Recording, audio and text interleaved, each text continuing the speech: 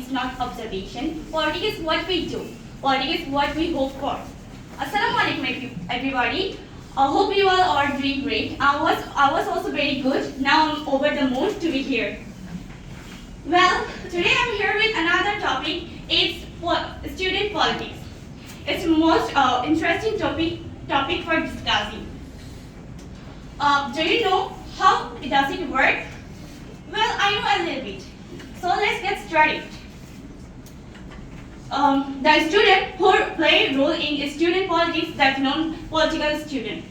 And in Bangladesh that are known as Catholic. Well, there are a lot of good advantages of student politics. As we know, they are the main assets of developed nation. And they are the main knives to remove the all non-social work from our society.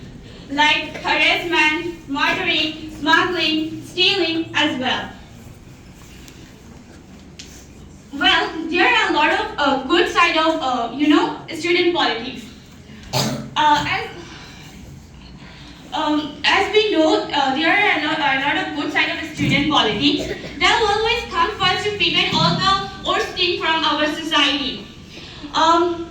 When we get any problem, they come first to prevent it.